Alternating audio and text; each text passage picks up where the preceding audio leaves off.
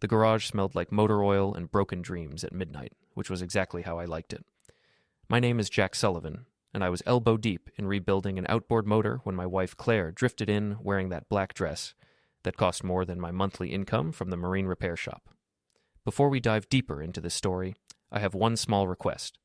Please subscribe, drop a like, comment, and hit that hype button to boost this channel so more people can discover these incredible Reddit stories. I'm going to a business event with my boss tonight, she said, checking her reflection in the chrome toolbox. Don't wait up. I wiped grease off my hands with a rag that had seen better decades. Translation? Don't call, don't text, and don't ask about the 6-inch heels for a Tuesday night business meeting. Claire's laugh was sharp as broken glass. You're so paranoid, Jack. It's just networking. After 15 years of marriage, I knew the difference between networking and whatever this was. The expensive perfume, the new lingerie receipts I'd found, the way she'd started working late every night for the past 3 months. My wife was a lawyer at Brennan, Sloan & Associates, the kind of high-powered firm that ate small-town dreams for breakfast. She was ambitious, calculating, and lately she was lying through her perfectly veneered teeth. Have fun networking, I said, turning back to the motor. She kissed the air near my cheek and left in a cloud of Chanel. I waited exactly 10 minutes before calling Sam Hartley, the town's event photographer. Sam had been documenting Cragwood's social scene for 30 years, and he knew where all the bodies were buried. Sam, it's Jack Sullivan. You shooting the Brennan firm event tonight? Sure am. Why? Just curious. Mind taking a few extra candid shots? I'll pay you for your trouble. Sam's chuckle was knowing. Trouble in paradise? Something like that. The next morning, I was rebuilding a carburetor when Claire stumbled in at 7 a.m., makeup smeared, dress wrinkled, reeking of expensive scotch and guilt.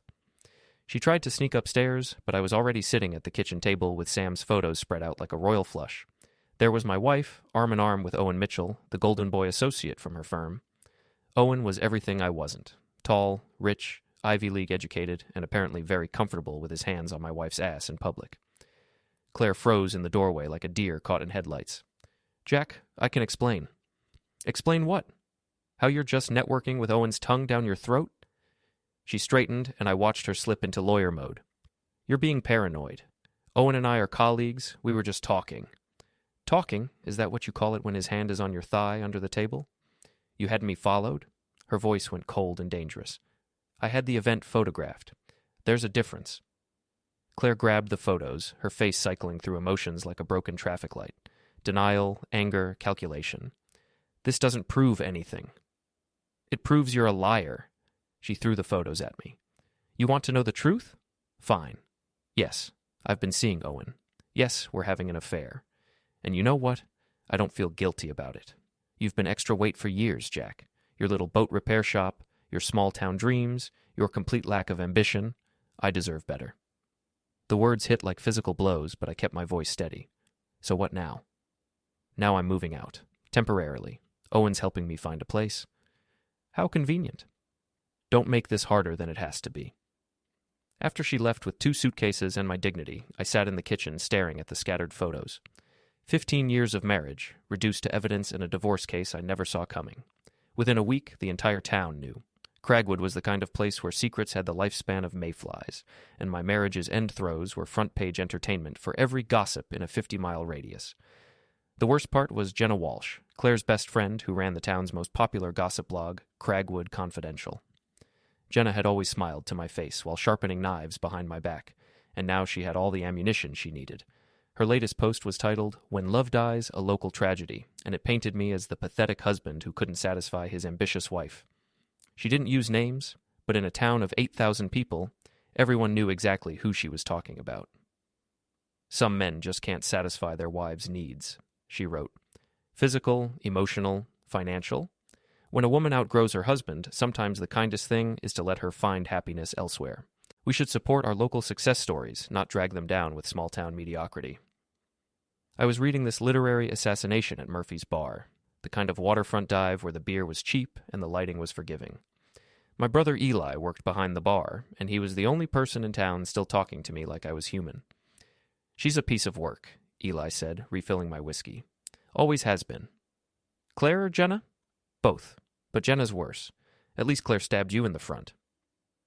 I scrolled through the comments on Jenna's blog. Half the town was taking sides, and I was losing badly. The narrative was simple. Successful lawyer wife outgrows loser mechanic husband, finds happiness with successful colleague. I was the villain in my own divorce story. I need to do something about this, I said. Like what? I don't know yet, but I'm not going down without a fight.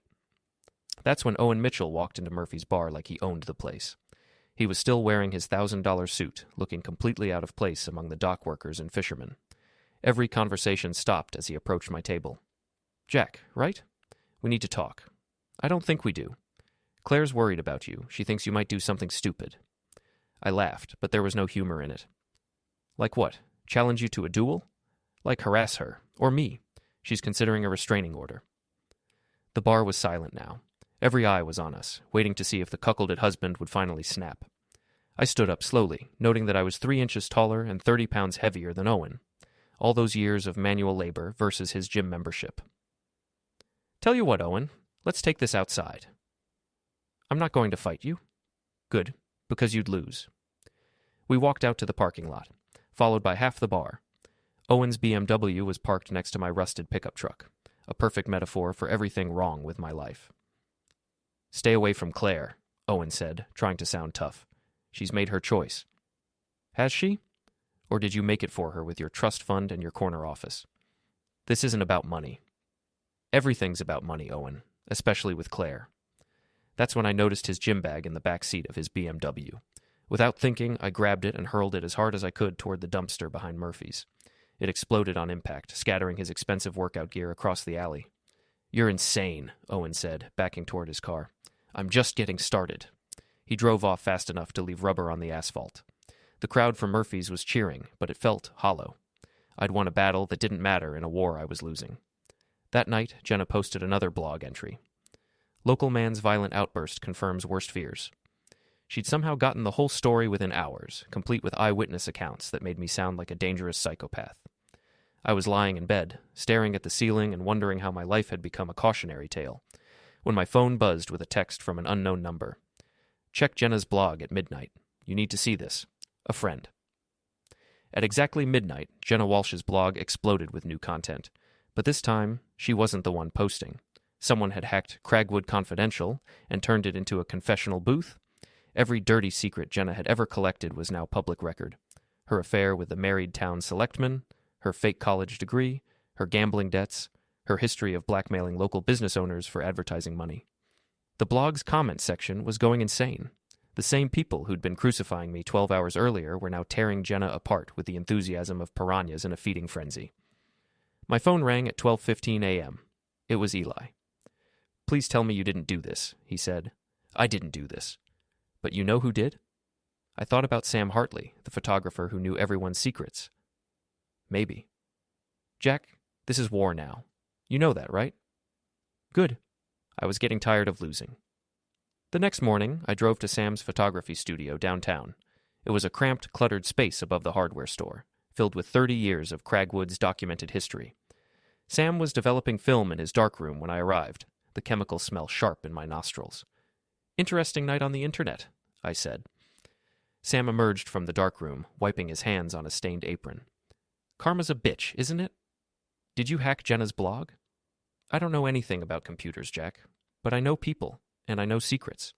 Sometimes those secrets find their way to people who do know about computers. Like who? Like your brother Eli. Kid's got skills you might not know about. I should have been angry, but instead I felt something I hadn't experienced in months. Hope. What else do you know? Sam smiled like a shark. I know Owen Mitchell's been paying Jenna to write those blog posts about you. I know Claire's been using the firm's credit card for her hotel rooms. And I know her boss, Robert Sloan, has been very interested in her extracurricular activities. Interested how? Interested enough to start following her around with a camera of his own. The pieces started clicking together. Sloan was old school, ruthless, the kind of lawyer who'd built his reputation on destroying people in court. If Claire was embarrassing the firm with her affair, he'd want documentation for damage control. Where does Sloan live? Maple Street, big colonial with the circular driveway. But Jack, be careful. That man's got connections you don't want to mess with. I left Sam's studio with a new plan forming.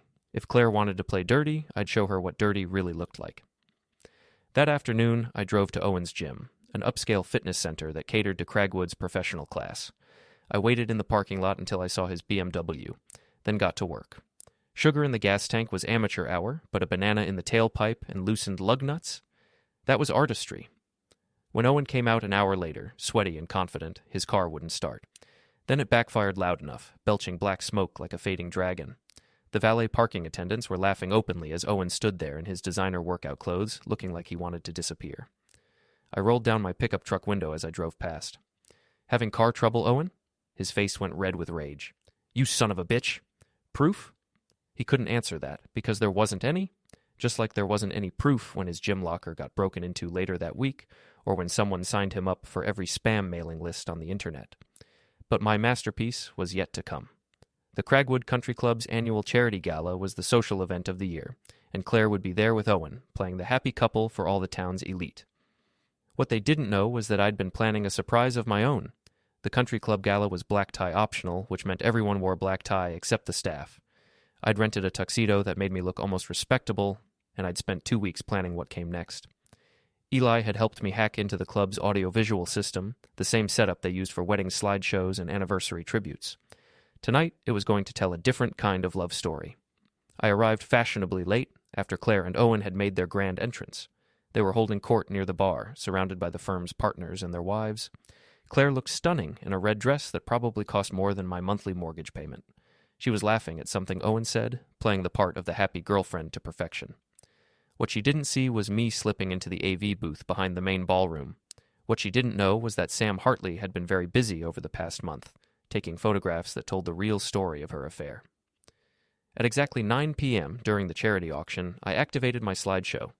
The lights dimmed, and the main screen lit up with what everyone expected to be pictures of the charity's good works. Instead, they got Claire and Owen's greatest hits: kissing in the parking garage behind her office building, groping each other in the back booth at Romano's restaurant, checking into the Seaside Motel on 3 different occasions. But the real showstopper was the final photo. Claire and Owen with Robert Sloan himself, all 3 of them looking very cozy at a restaurant in the next town over. The timestamp showed it was taken just last week. The ballroom erupted in chaos. Claire was screaming at the AV tech to shut it off. Owen was trying to push through the crowd toward the booth. The country club matrons were clutching their pearls and whispering furiously. But I wasn't done yet. The slideshow transitioned to documents, bank statements showing Claire's gambling debts, credit card receipts for expensive gifts she'd never given to me, hotel bills charged to the law firm's accounts. And then the piece de resistance, a recording of Claire and Jenna Walsh planning their character assassination campaign against me. Eli had managed to hack Claire's phone and recovered deleted voicemails, including one where Claire explicitly paid Jenna to destroy Jack's reputation so completely that no one in town will ever take his side. The recording played over the country club's sound system with perfect clarity. "Make him look pathetic, Jenna. I need everyone to see him as the loser husband who couldn't keep his wife happy. If you do this right, I'll give you $5,000 and exclusive access to the divorce proceedings." Claire's face went white as she realized what was happening. She tried to run for the exit, but the crowd was too thick, too shocked to move. Owen was shouting something about lawsuits, but his voice was drowned out by the murmur of 300 people processing the biggest scandal in Cragwood's history. I stepped out of the AV booth and walked calmly through the crowd. People parted in front of me like I was Moses crossing the Red Sea. When I reached Claire, she was standing frozen by the bar, tears streaming down her face. "You wore the mask well," I said quietly, so only she could hear. "Now let's see how you do without it." "You've destroyed everything," she whispered. "No, Claire. You did that all by yourself. I just made sure everyone could see it." Security was moving toward me now, but I was already heading for the exit. My work here was done. Or so I thought. The next morning, I woke up to find Robert Sloan sitting in my kitchen, drinking coffee like he owned the place. He was a thin, severe man in his 60s, with silver hair and eyes like chips of ice. "That was quite a show last night," he said. "How did you get in here?" "Your back door lock is pathetic. We need to talk." I poured myself coffee and sat down across from him. "About what?" "About the fact that you just declared war on the wrong people.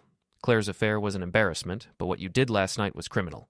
Hacking, invasion of privacy, defamation. I could have you arrested within the hour." "Go ahead. I've got nothing left to lose." Sloan smiled, and it was the coldest thing I'd ever seen. "Oh, but you do.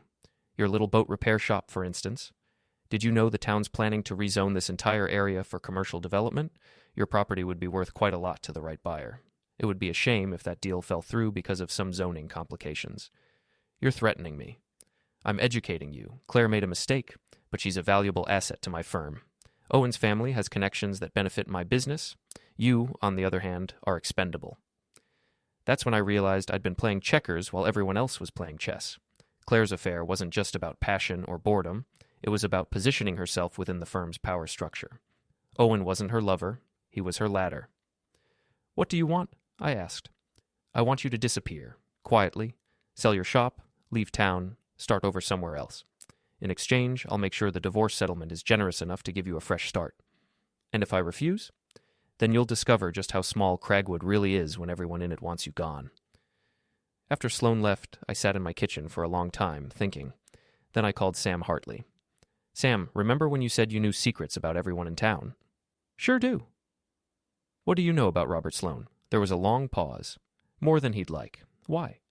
"Because I think it's time for one more slideshow." That evening, I broke into the country club again. This time, I wasn't planning a public spectacle. This time, I was planning something much more personal. I waited in Sloane's office until he arrived for his regular Thursday night poker game with the town's power brokers. When he walked in and found me sitting behind his desk, his composure cracked for just a moment. "You're trespassing," he said, "and you're a criminal." I spread Sam's photographs across his desk like tarot cards revealing a dark future. Sloane taking envelopes of cash from known drug dealers. Sloane meeting with organized crime figures from Boston. Sloane laundering money through fake real estate transactions. "Sam's been documenting your activities for years," I said. "Insurance," he called it. "Amazing what people will do when they think no one's watching." Sloane's face was stone, but I could see the calculation behind his eyes. "What do you want?" "I want Claire to confess. Publicly. I want Owen to admit he was paid to seduce her as part of some firm power play. And I want you to leave my family and my business alone." "And if I refuse?" "Then tomorrow morning, these photos go to the FBI, the State Attorney General, and every newspaper between here and Boston. Your choice." Sloane stared at the photographs for a long moment.